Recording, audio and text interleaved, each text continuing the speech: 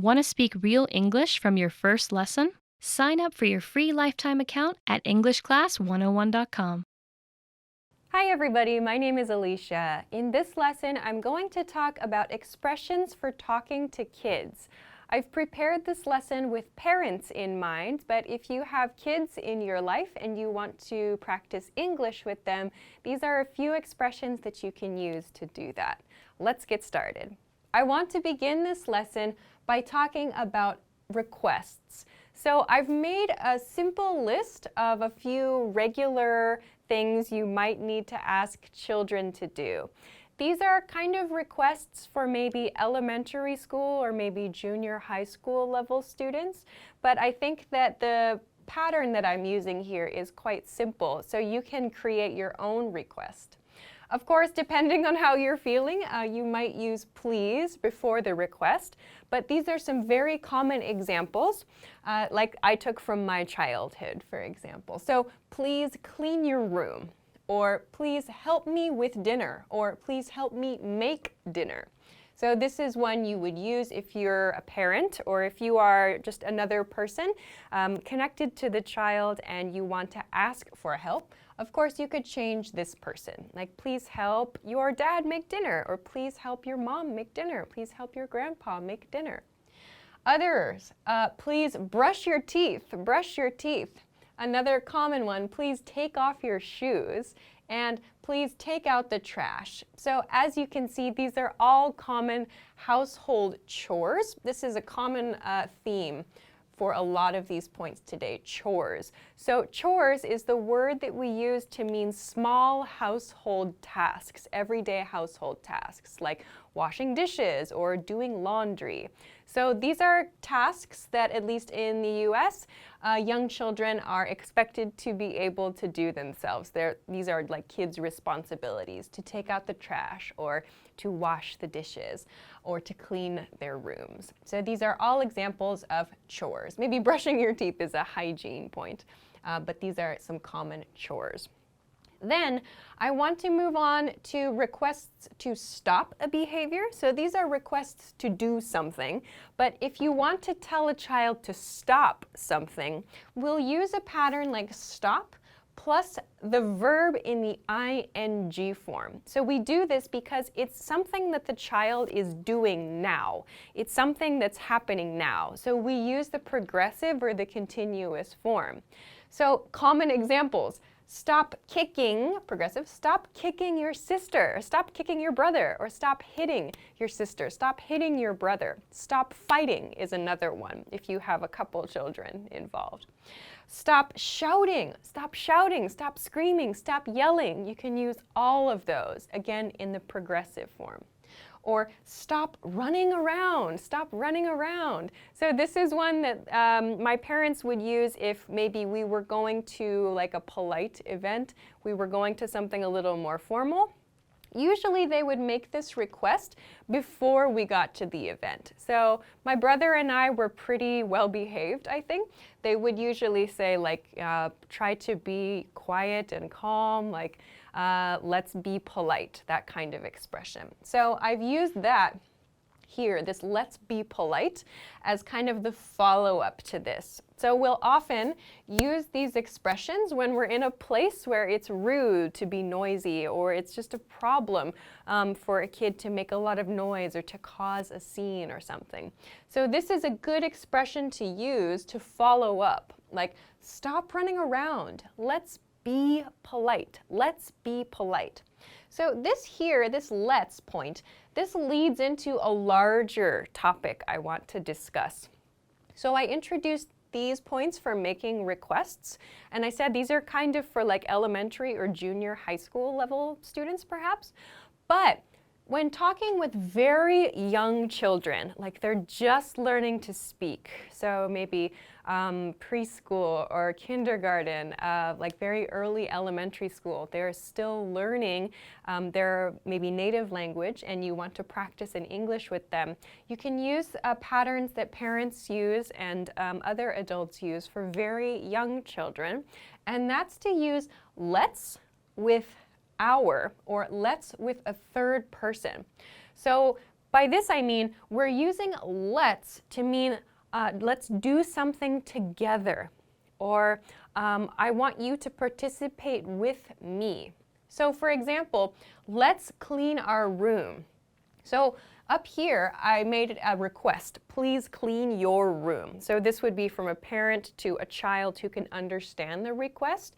When we're talking to very young children though, and we're trying to do something together, we'll use a pattern like this. Let's clean our room. So maybe it's not your room, it's the child's room, but you want to do it together, or you want to show like this is a responsibility. Let's begin this together. We'll use this, let's clean our room, let's clean our room. Or let's help Grandpa with dinner. So this is how we would change this sentence. So I mentioned help me with dinner. We can change this person here to another person.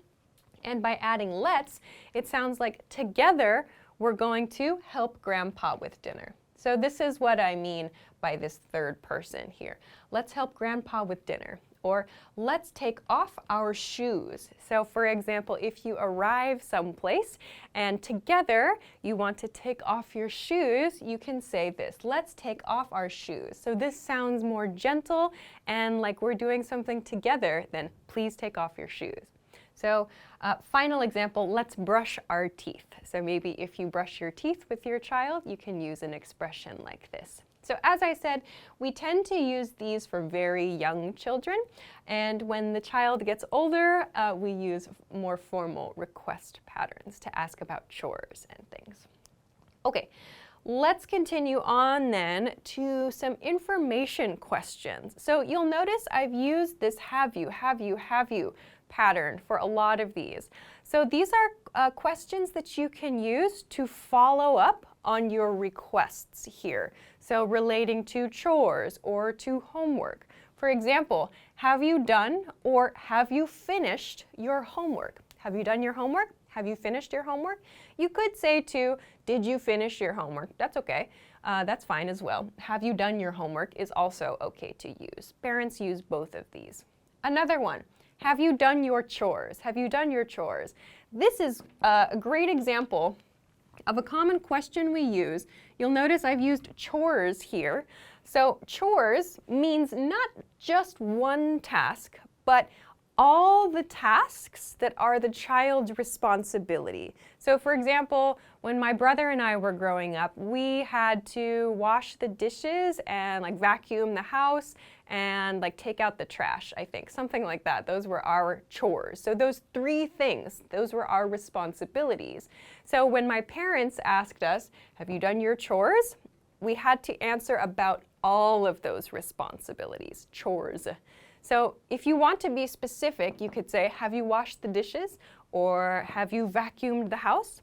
Or to ask about everything, you can ask, have you done your chores? Again, you could change this to finished. Have you finished your chores? Or did you do your chores is also okay. You can use a simple past tense there too. Another example, have you cleaned your room? Have you cleaned your room? Or again, did you clean your room? That's also fine to use. If you want to ask an information question about something maybe the child doesn't have a responsibility for, you can use something like this, like, what did you learn in school today? Or who did you hang out with last weekend? So you can use these WH patterns to ask very simple past tense questions. Or where are you going this weekend? So these are probably for older children, I think. Finally, I want to end this by introducing some encouragement expressions that we use. These four are great and clear, and I was always very happy to hear these expressions. So they are good job and great job, awesome, and that's cool. That's cool. So if I made something, I drew a picture, or I created something with, I don't know, I like to do kind of creative things.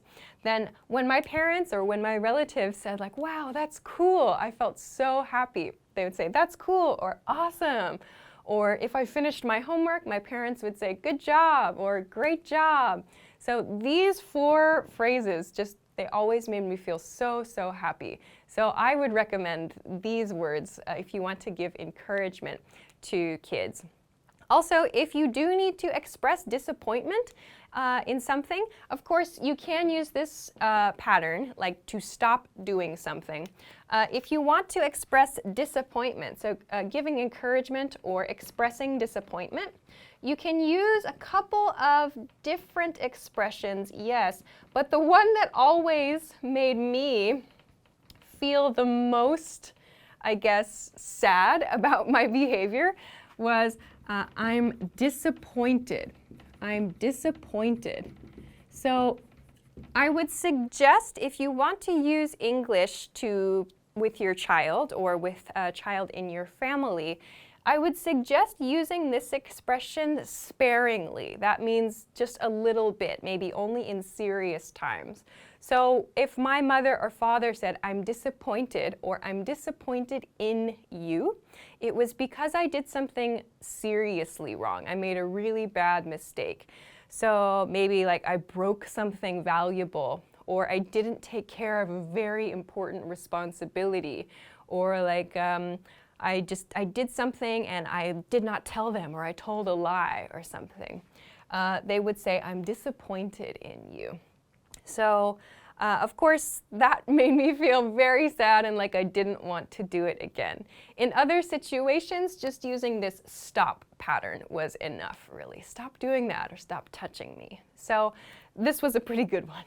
I didn't like hearing that very much. So again, try to use it just in the serious times. I'm disappointed or I'm disappointed in you. Of course, you could change that to we're disappointed, meaning your mother and I or your father and I are disappointed in you. That one's also okay. All right, so I hope that this helps you get some expressions that you can use for talking to kids. Of course, if you have any questions or comments or want to practice making some sentences, please feel free to do so in the comment section below this video.